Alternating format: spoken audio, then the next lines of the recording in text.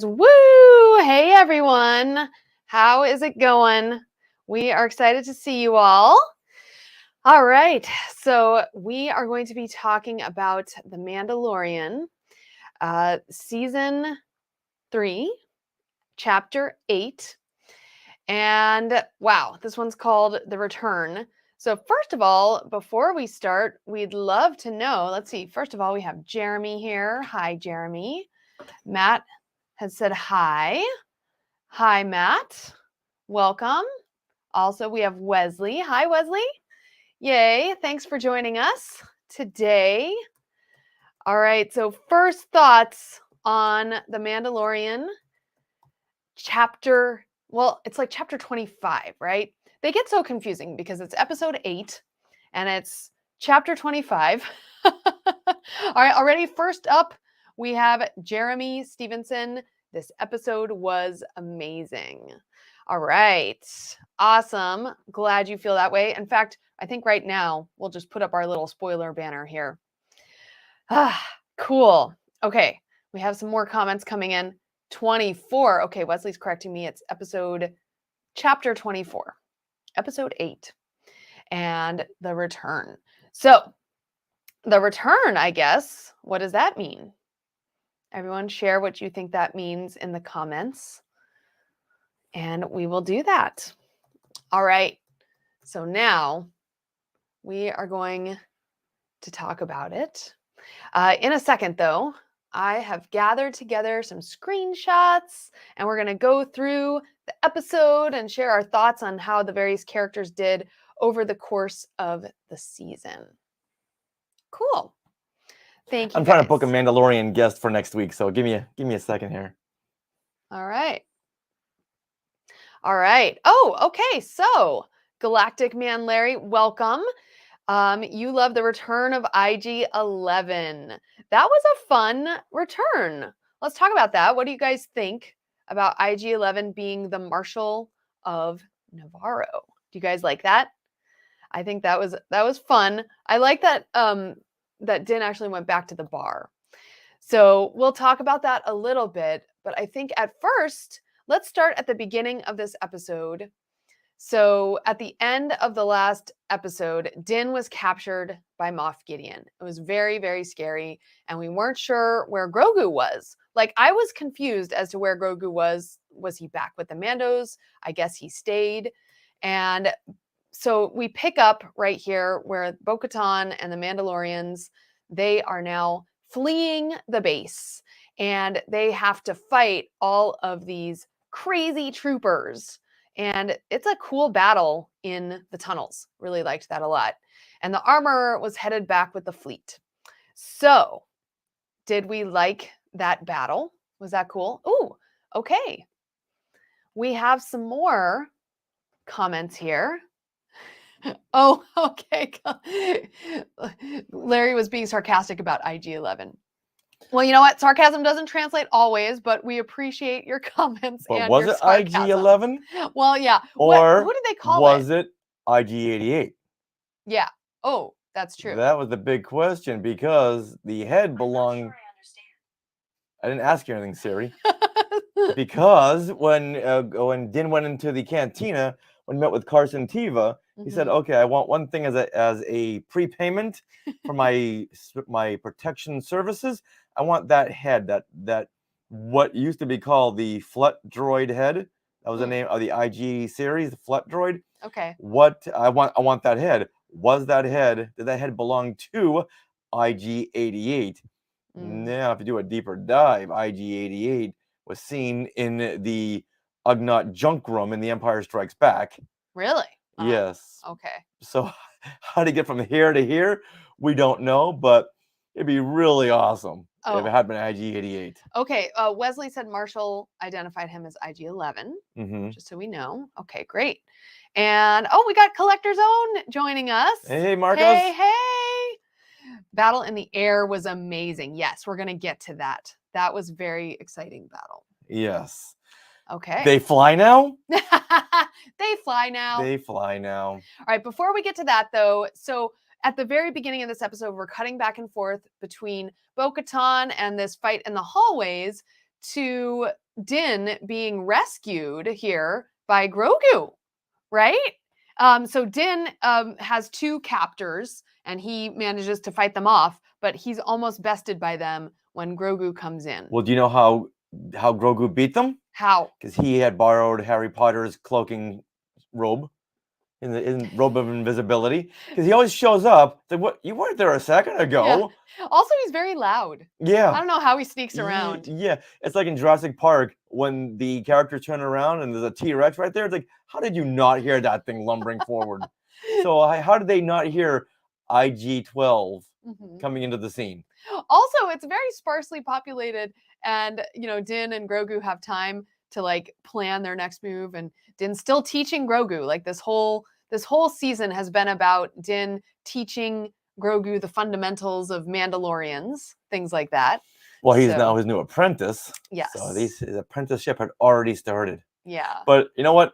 In the end, I don't care how Grogu got there. He got there. Yeah. In the nick of time. In the nick of time. And we got to see, I think almost for the first time this season, a true Din and Grogu like team up, right? They've had more to do in this episode than pretty much the whole season. Well, usually Grogu's just sitting around babbling. Yeah, that's true. And watching stuff. That's true. But now, I guess that's why he got this transport, IG-12. Right.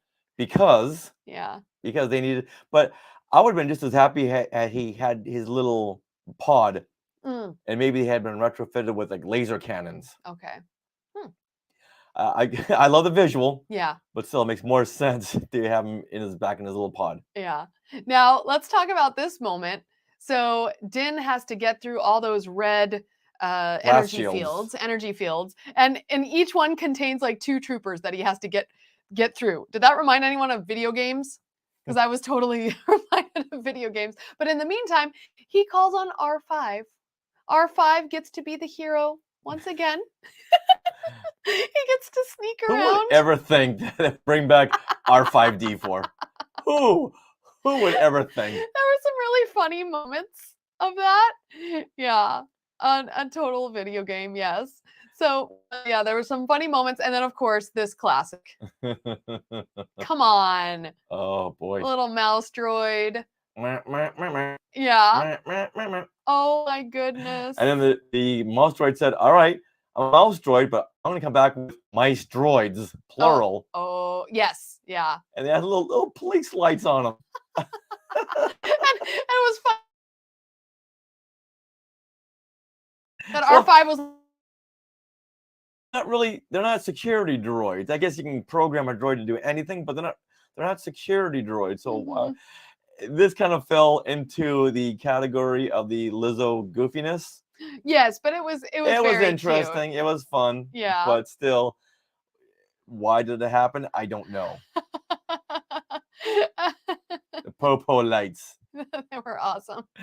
Yeah. And, but sometimes you gotta just go, okay, I'm gonna turn my brain off for this one part and enjoy it. Oh yeah, it was totally enjoyable. Looking at you, Lizzo. I mean, come on, when you have a shot like that, it's so funny. Oh, we were laughing. All right, but Din finally gets through all of the, what are those troopers called? They're like first generation first order troopers. Okay. All right. And he discovers this room here. So we have this room with a bunch of the clones. Attack of the Moff Gideons. Yeah, which we then discover. And they took a while to get to this shot right here where you realize they're all Moff Gideons. Okay. Wesley says they're dark troopers. Well, the dark troopers is what we saw in the last episode of season 2. The bigger robots. Yeah. More than the troopers, but I know Moff was talking about dark troopers a lot, so maybe this is the next generation of dark troopers. Rest in peace, the mouse droid that got flown over the edge, and that was funny. Yeah. So yeah. All right, so we have Moff Gideon, the clone. Yep. And he does the horror movie thing where he opens his eyes all of a sudden to a loud musical stinger. That was creepy. Woo. All right. And in the meantime, we have all the Mandalorians. Go back to I'm the sorry. Moff Gideon shot. Yes, please. So they were, as Moff said, they were just about at the finalizing stage. They were just there, but they Yes. needed one last element, which was the DNA from Grogu, so they could all have the Force. Right. So Right. he was right there. Yeah. Yeah. Now, Moff Gideon, I found this interesting. Way in the beginning, when Din and Grogu started sneaking around, Moff Gideon knew where they were with the little dots on the map and was like, "Oh, I'll take care of them." And then Din and Grogu got through the facility a long ways, even enough to destroy all of his clones before Moff Gideon decides to confront them, which I thought was a little strange. Just like I feel like he would have probably been more protective of the clone room, or he should have been. Well, he was there. He was there after. He was in the room after this, but you'd think he wouldn't want them messing around with his clones. Well, you figured when he saw all those blast shields going down and the Dark Troopers going down as well, he would have gotten there himself. At this point, he knows that Din's gonna take out these new troopers. Okay. Yeah. Okay, but then how about the armorer in the room? Oh yes. Okay, so let's chat about this. In fact, let's see. Where do I have? Oh, here we go. Look at that screenshot. So the armorer, I don't know, show of hands, who was expecting the armorer to turn? Or at least, like, not hoping maybe, but just thinking that maybe the clues added up. Because I totally thought the armorer was one of the spies as listed in the previous episode. So really, that previous episode should have been called The Spy, singular. Yes.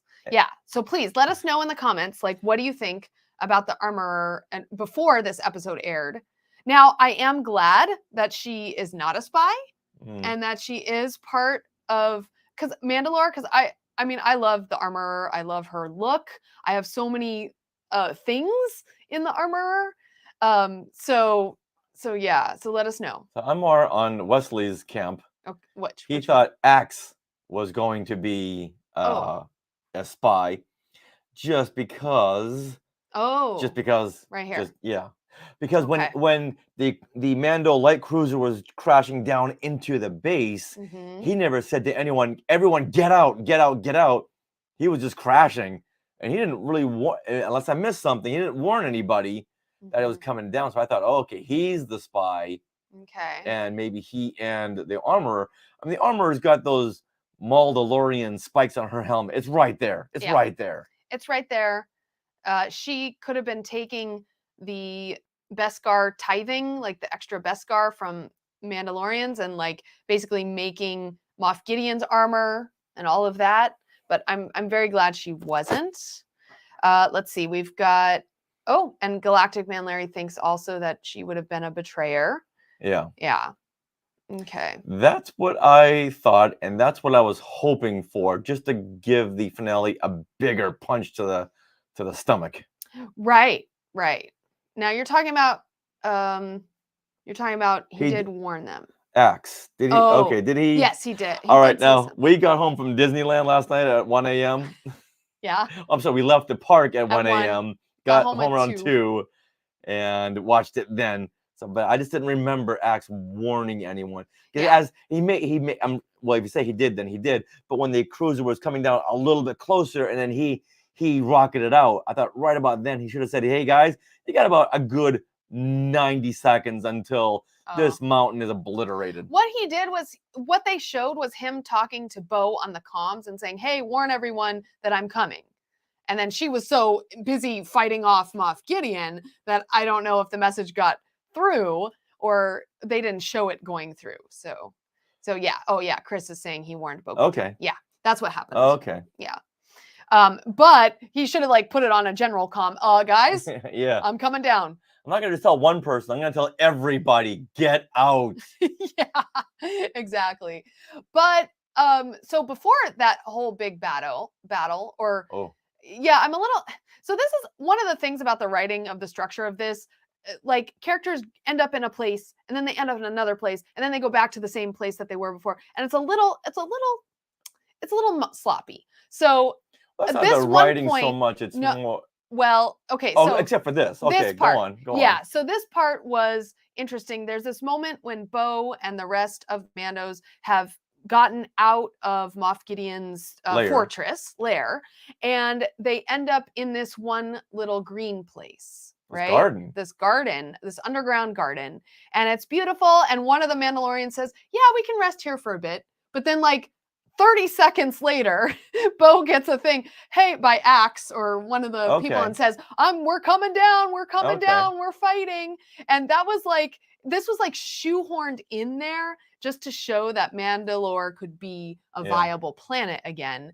But it made no story structure sense in terms of they were fighting, they escaped, they got here to rest, but they rested for literally 30 seconds. Well, it's and then like they were that fighting again. that second act break where you need to regroup Yeah. to plan the bigger attack. Yeah. Only they didn't really Regroup, and no. well, they regrouped. They just didn't plan the next phase of the attack. No, it just happened. You got home, get right back out again. Yeah.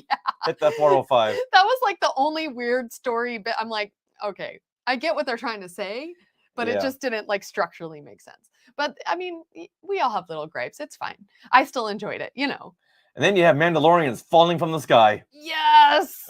Oh my God. And this amazing battle with all the Mandos and their jetpacks just kicking butt. Holy cow. Mm-hmm. All right. Yeah, Jeremy is, yeah, it's, see, I get confused as to what happened in these moments because, like, first they were out, then they were down in this tunnel. Yeah, I know what Jeremy's saying, that Axe told everyone on the ship to get out. Yeah. To Oh, help, that's right. That's so right. just so he could be the one to plummet. You're right. And I thought he was going to sacrifice himself, but he said, no. No, I got a jetpack. I got a jetpack and I know how to use it. I'm out of here. Yeah. Okay. Thank you for setting us straight. Okay. So yeah, this is awesome. Look at that. Come on. What are they doing right there? The Mighty Ducks V. The flying V. Oh, I love it. Welcome, Shamim. Thank you for joining us. All right, now we get to Bo. Oh, what? Is that Look a screen grab? That's, yeah. Oh, wow. Come on. That's a shot. Now this is in the lair. She goes back to fight Gideon, Moff Gideon. And then, now there was so much happening in this episode, I almost forgot about this after watching it. The Darksaber. It's gone. Breaks. It's broken. He crushes it. It's gone. What do we think about this? I would say I love the Darksaber. However, it was causing more problems than anything else because, okay, who deserves the Darksaber? Who's gonna get it? Let's just have the society choose someone who is worthy of the Darksaber, not just who won the last person in battle, because if that's the case, then that's how we lost a lot of Mandalorians to Darth Maul. So let's just do away with that. And who is really worthy of the title of ruler of Mandalore? I don't know. Yeah. So this Darksaber is gone. And it reminds me actually of the Elder Wand. Because remember, spoilers for Harry Potter, but the last thing Harry does is destroy the Elder Wand, much to the chagrin of Ron Weasley, who kind of was like, oh, but I want it. Yeah. Yeah, so that's very, yeah. Oh, you don't need this. There you go. And as Wesley says, it's just a tool. Yeah. Mandalorians make Mandalore strong. Oh, okay. Yeah. Yeah, so I wanted to get a Darksaber from Galaxy's Edge. Yeah. Just because it's so different. It's so neat. It really is cool. That saber was ancient. It was? Yeah. It was thousands of years old because Tar Vizsla? Yeah. Tar Vizsla created it. Created it way back. He was both a Jedi and a Mandalorian, like Grogu. Yeah. Or we have to start calling him Din Grogu. Oh boy. Okay. Now the heart of the episode is coming up because hold on, going back to the Darksaber. Okay. I'm a little sad that we lost it just because it's gone through Darth Maul's hands, Sabine Wren's hands, Gar Saxon's hands, a lot of hands touched that Darksaber. I believe Kanan Jarrus even took a stab at it when he was training Sabine. Knowing that this Darksaber has so much Star Wars history, is how sad to see it go because of that. Okay. But on the other hand, it's just a tool that represented something that we needed to do away with. Yeah. Okay. So rest in peace, Darksaber. Yeah. You had your time.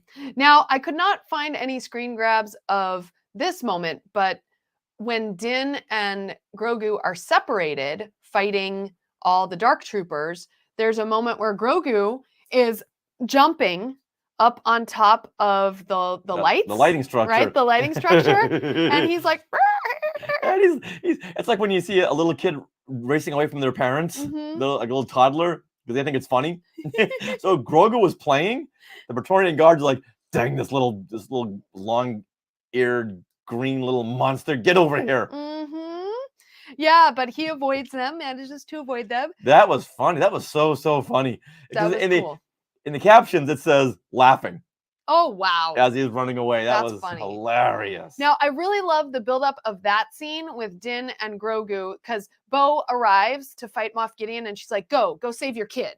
And so Din rushes off to find Grogu, and Grogu's in a compromising position. The Praetorian Guards have captured him kind of underneath one of the light frames. And as Wesley says... Yes! Attack of the Clones reference with Grogu jammed under the steel structure. Exactly.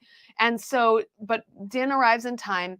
And between Din and Grogu, with Din using his strength and Grogu starting to use the Force to take away the Praetorian Guards' weapons and things like that, they learn how to fight together.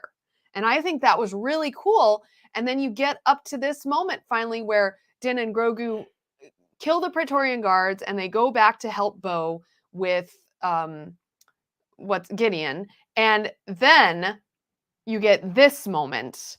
And all of this, Bo, right before this moment, says, the Mandalorians have to work together. And then you get this Guardians of the Galaxy moment with all of them trying to protect each other. And you have Grogu using his Force to save them from the fire that Axe, shoved that big giant ship down into the lair. It's a light cruiser, the Mandalorian light cruiser. That one, the big ship.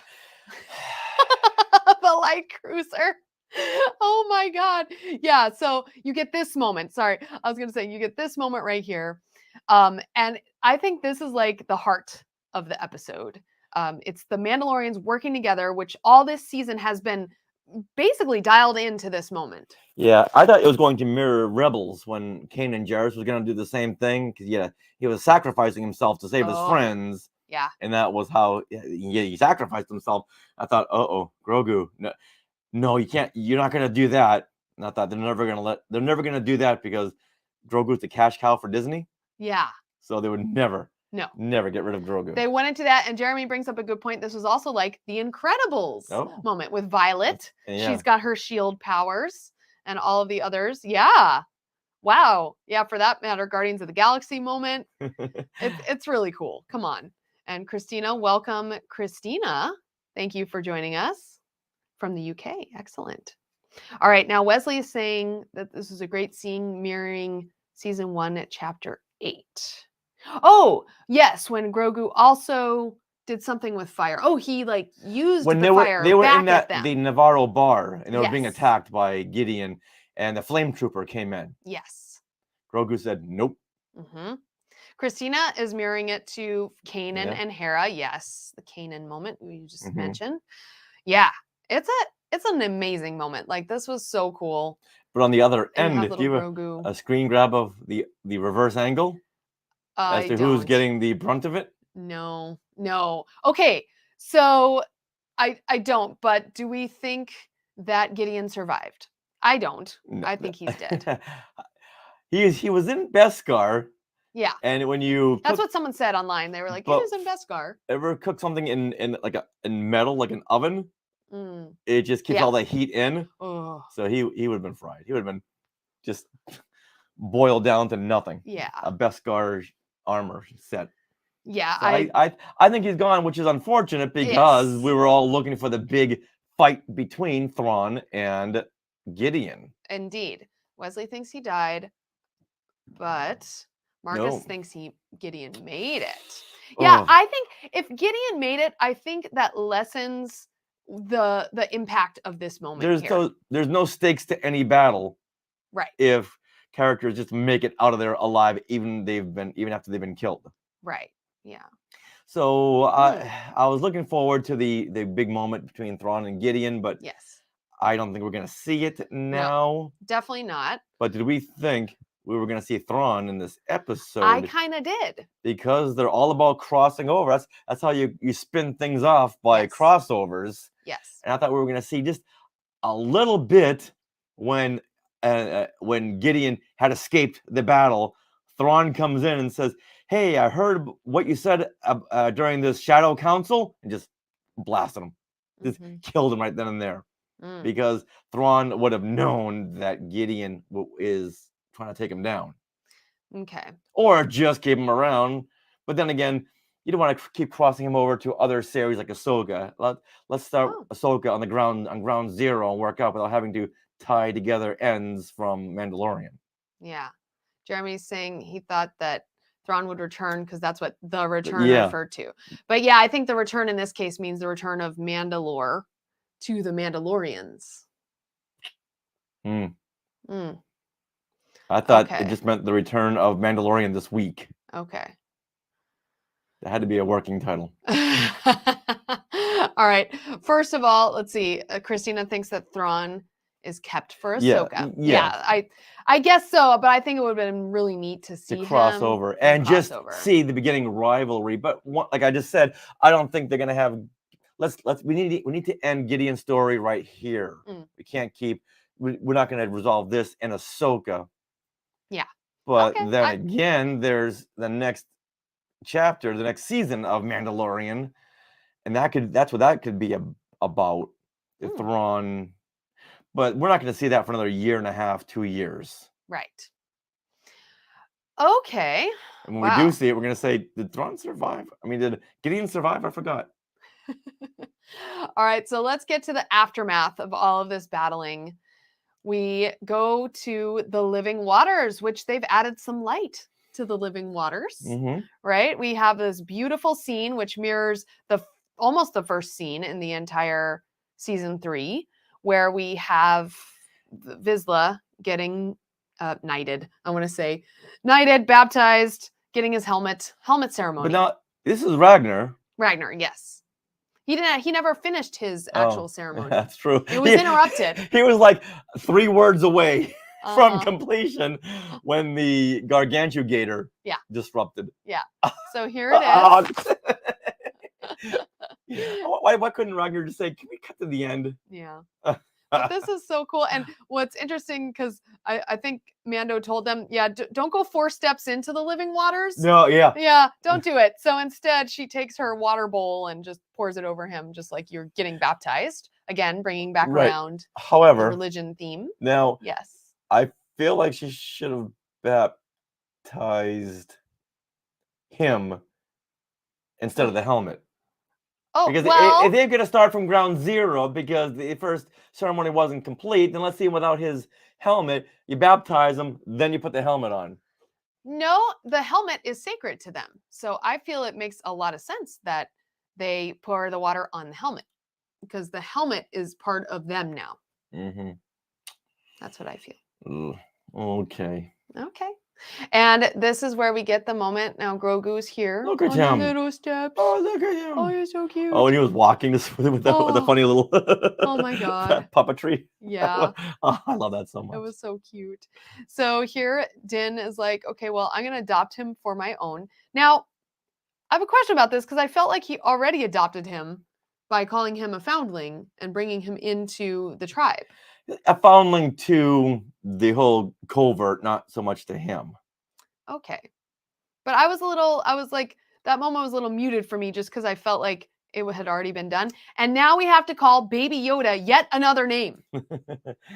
Okay, let me set the record straight here. No one is ever going to call him Din Grogu. That will never, not even on the toy packaging in the future, he'll never be called Din Grogu.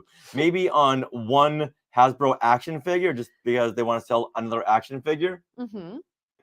Never will anyone call him Din. Mm-hmm.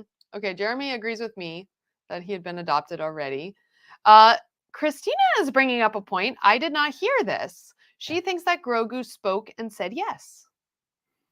I didn't. He I was didn't hear starting to speak. But in the subtitles, we did not see any words No. applied to him.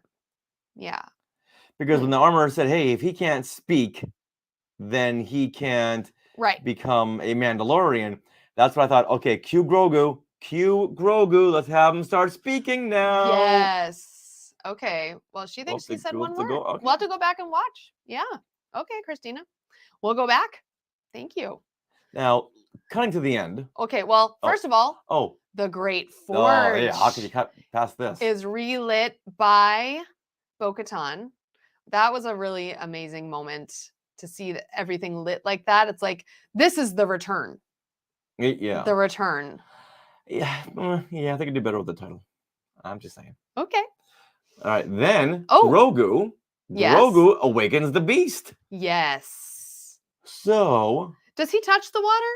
And does the beast awaken? I don't remember. He what looks happens. into the water. Oh, okay. So, Bo-Katan had awoken the beast in the second episode of the season, and Grogu just made that little connection with it. So, I think now who's going to be in charge of Mandalore, Grogu or Bo? Bo-Katan? Yeah. It's going to be Bo because Grogu is just an infant. Right. But I think that's a stronger tie to Mandalorian, to Mandalore, that he has really awoken the beast. Bo-Katan had woken him up from a long slumber, but Grogu woken him up from a nap. Okay. Grogu and naps. Just makes sense. Yeah. Now, was anyone a little disappointed not to see any Mando ride the Mythosaur or have the Mythosaur show up a little more? Well, yeah. After that second episode, it's like, okay, we now know where this season's going. Right. Yeah.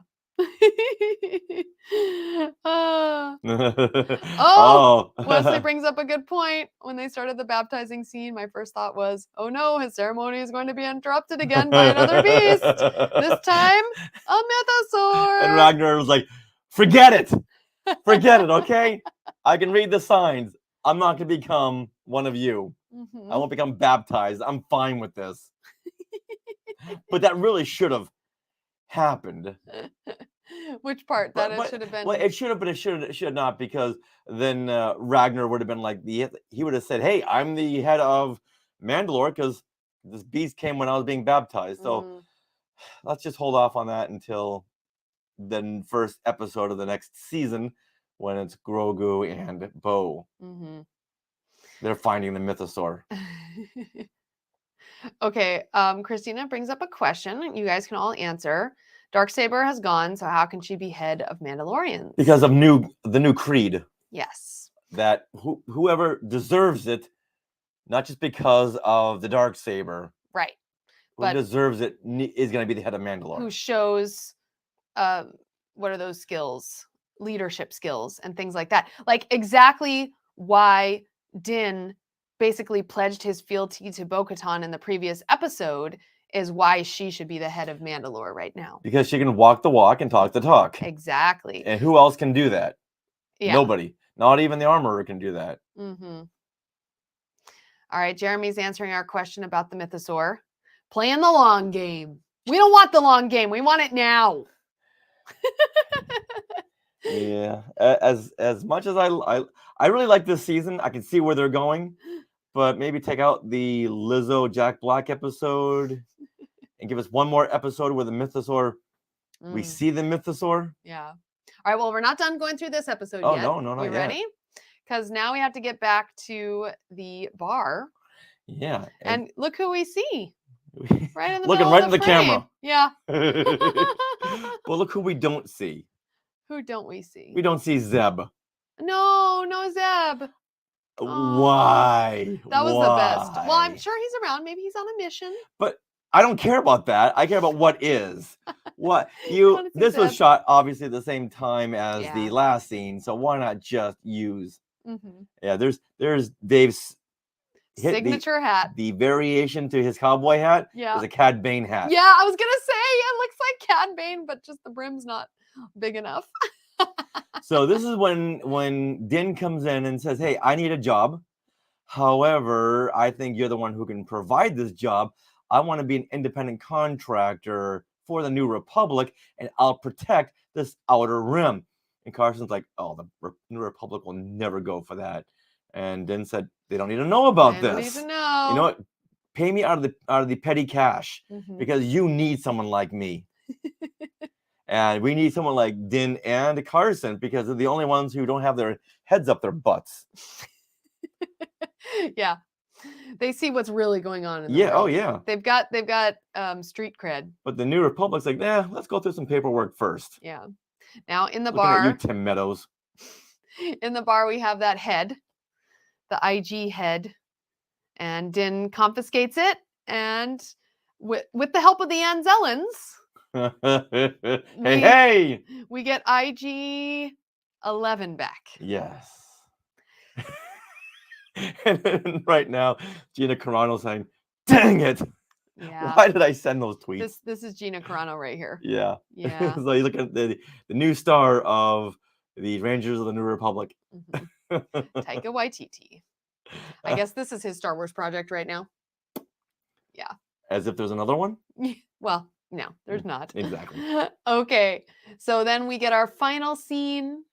We have Din chilling on his new porch, and little Grogu playing with the frogs. Aww. All right, now Din, he has got a new home.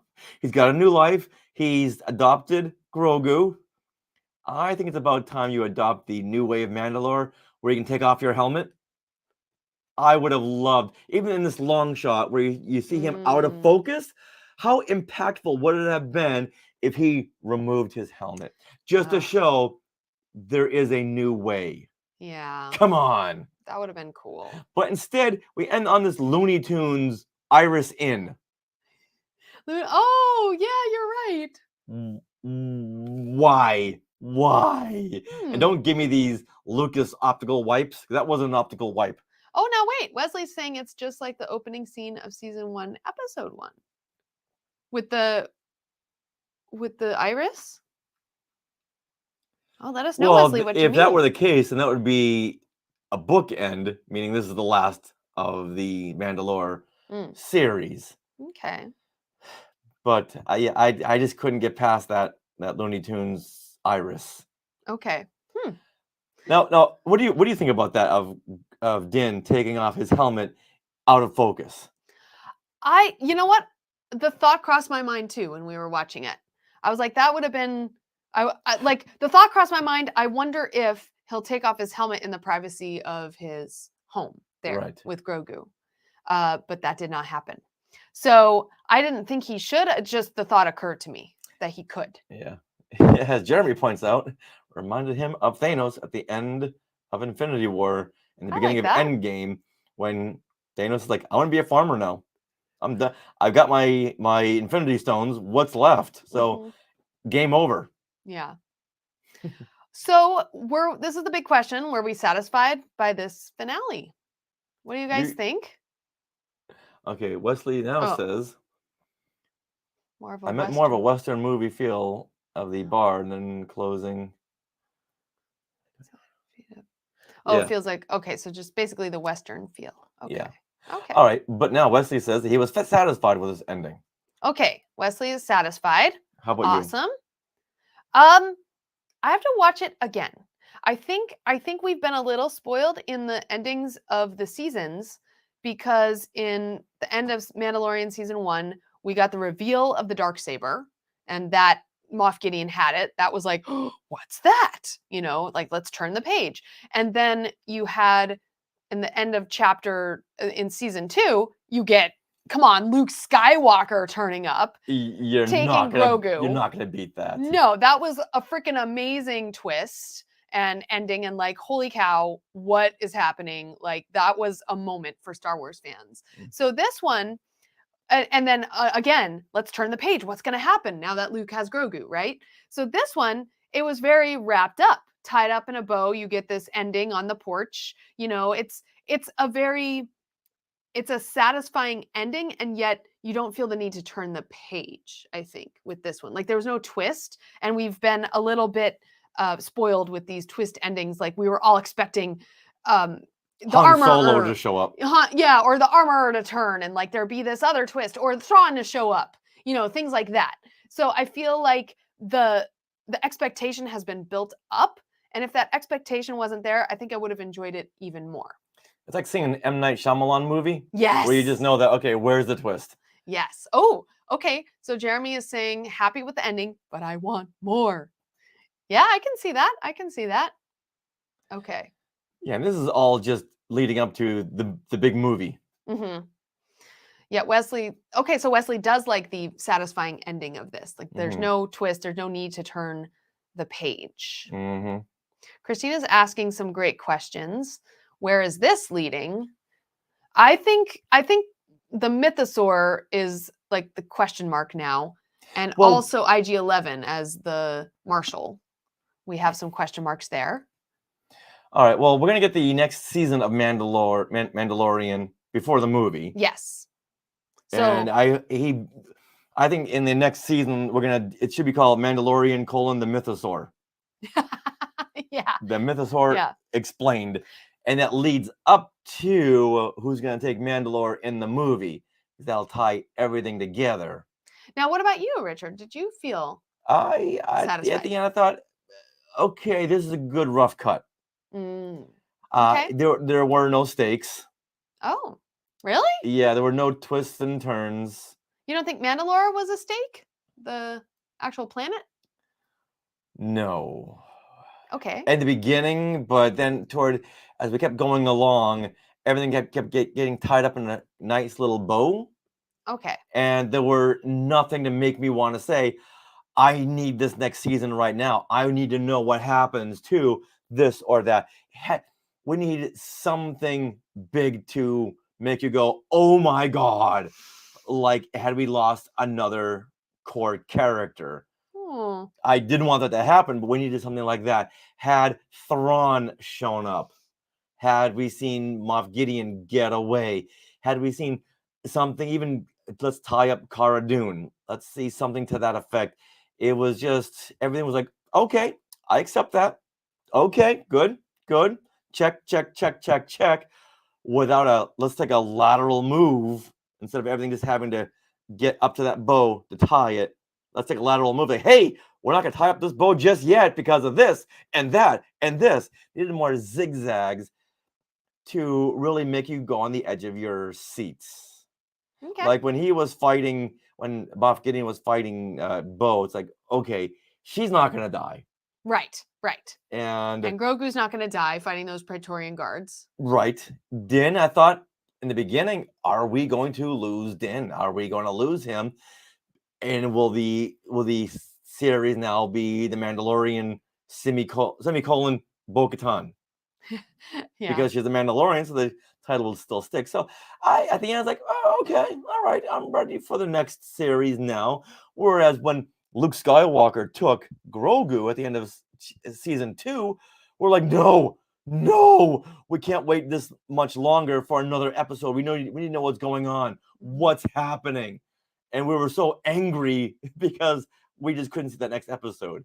But now Din's kicking his feet up. We were kicking our feet up. We went to bed, and we weren't so wrapped up in it. Yeah. Okay. Yeah, Jeremy's summing it up here, knowing that Ahsoka is coming very soon, that it will tie in to this series in some way. I feel like it needed to end here to let the next show start. Yeah, we won't get that for another 4 months. Well, 4 months is very, very quick. It is. But I think Ahsoka needs to have her own journey, which she's going to, because it'll be a continuation from Rebels. So it'll be a whole different story, which is why I didn't want Moff Gideon to jump the shows and have his story go on in Ahsoka, because that's not what Ahsoka is all about. She's about Thrawn. Let's keep it to Thrawn. We don't need any standalone episodes. Right. Okay. yeah. So I was happy. I'll watch it again. We're getting Star Wars on TV. Yeah, exactly. I'm happy with that. It's like we're passionate about it because we love it. We know it. Star Wars. You don't have to like everything that comes out Star Wars. You don't have to love it either. Yeah, you don't have to love it. You can see story problems, but that's not. It's just fun to discuss it, right? We just love discussing. And I don't think that so much is a story problem. It's just not Yeah. what I wanted. Okay. Yeah. And I think honestly, I want to rewatch it without those heady expectations of like the armor or things, and I think we'll even enjoy it more. Oh, I was on the edge of my seat going, Yeah. what? At what point will the armor return? At what point will we lose Din? Mm-hmm. And I mean, there's amazing moments. I love this moment. This the heart of the season right here. Oh, there's every shot is a screen grab. Yeah, it's beautiful. Yeah, that look at that. Come on. And this, yeah. Yeah. Oh yeah. It's good stuff. Yeah. And I'm glad the troopers were all in white because like, okay, now we can tell one from the other. Yeah. Wasn't hard to miss all those flying white pixels. And that. That is cute. Hilarious. Come on. Oh my God. Yeah, and this scene had for me had the trouble of why are those little mouse droids surrounding him like little police cars? Didn't make any sense, but who cares? Who cares? It was cute.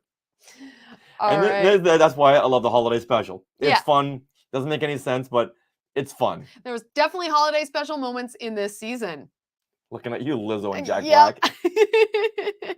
Also, Wesley watched it at 3 a.m. Oh, okay. Now, curious, did you wake up at 3 to watch it, or did you just stay awake? I'm very curious about that. Then did you go back to bed? Yeah. I'm sure you did. And Christina, you're asking some good questions if we're talking about the Ahsoka series. Yeah, let's see.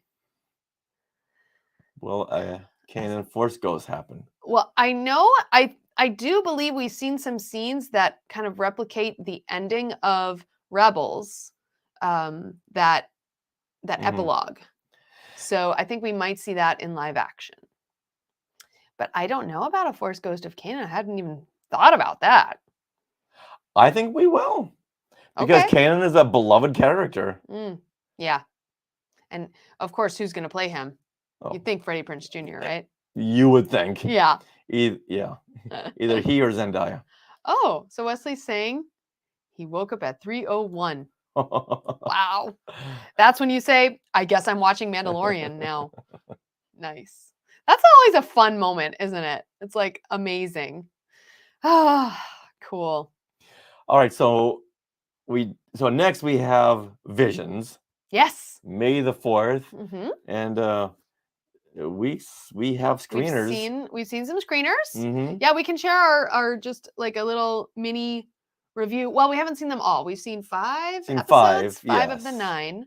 And so far, their beautiful animation is like the thing that really stands out, of course. And some fun stories so far. Really some fun cameos. Really interesting ideas. Which we know Dennis Lawson is returning as Wedge. We know that. Yeah. That's not spoiling anything. So yeah, they are works of art.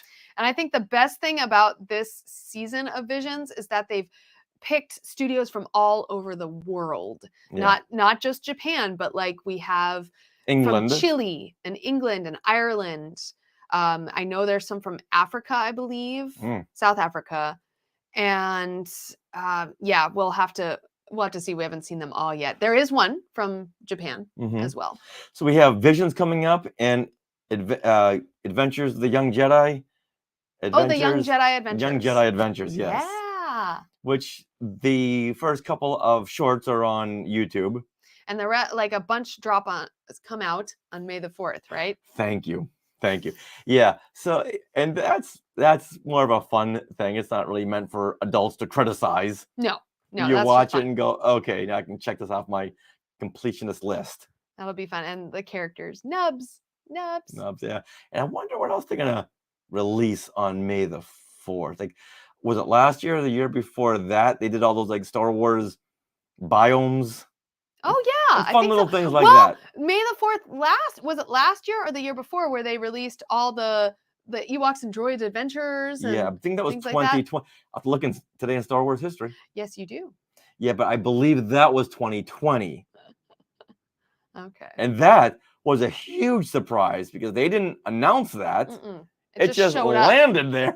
Just showed up on the top thing. The menu, yeah. Yeah, the menu, and you're like, what is this? Click.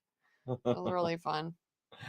All right, Wesley is saying, oh, It's my computer. oh yeah. Yeah. He would love to see a continuation of The Ninth Jedi from Visions. Now, they did the tie-in novel to that. Was that a preview novel? Like a prequel novel? From what I remember, it was like a prequel, then it rolled into that 18-minute short and then rolled back Yes. out of it again.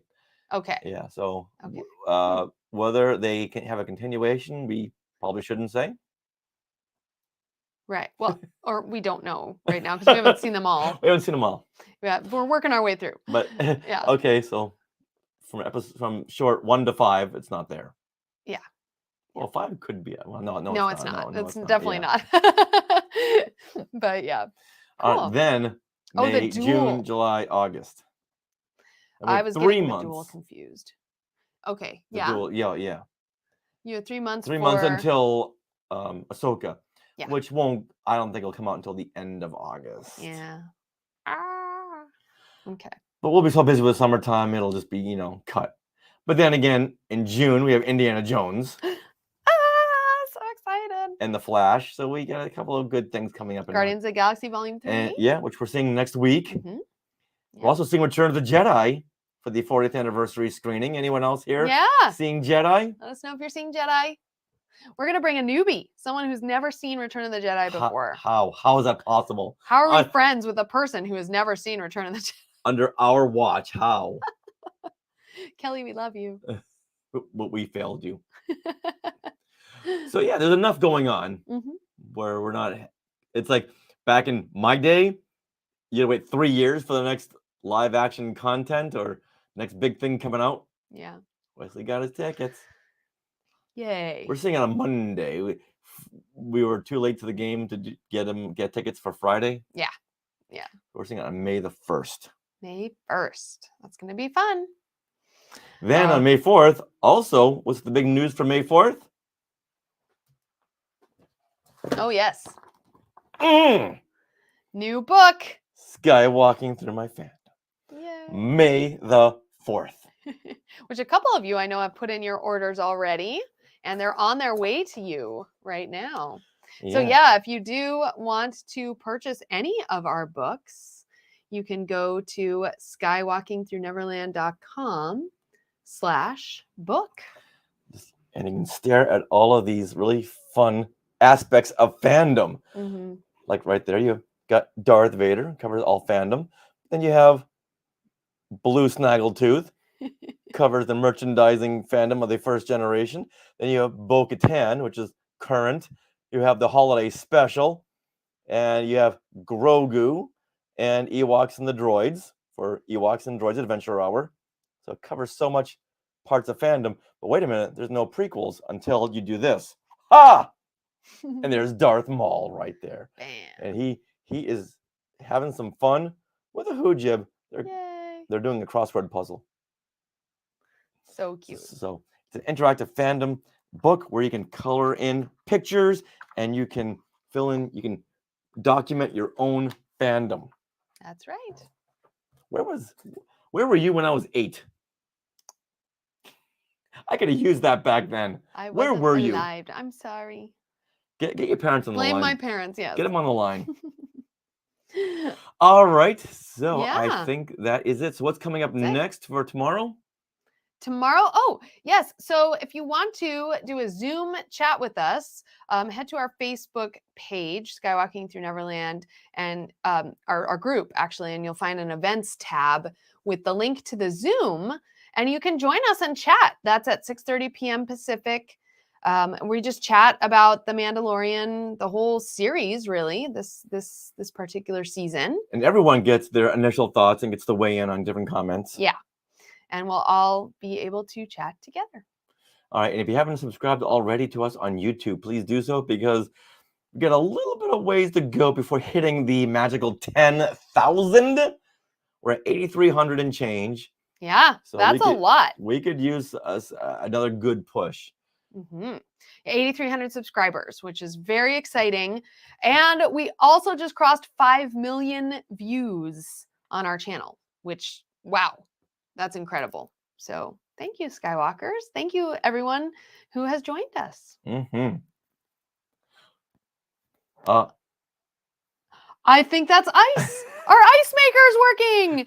Woo! Okay, it's been broken for a year. All right, so we're going to complete this episode of Skywalking Through Neverland, which will come out tomorrow, where we talk with Augusta Avalon, and she worked on Obi-Wan Kenobi, Loki, and Picard season 3, all the costume department. So really cool discussion. It was a really, really fun discussion because she not only worked on these shows, but she's got a really fun history of sci-fi costumes panel that she does at conventions. That's how we met her at WonderCon. Yes. And she just has such a great idea of, or a great background of how costumes have progressed over the decades in science fiction and fantasy. Yeah, it's really cool, really really knowledgeable. Really fun. And like we say in the show, some of it is for the 18 and over group, because she also worked a lot in burlesque. We learned about that. That was fun. Yeah.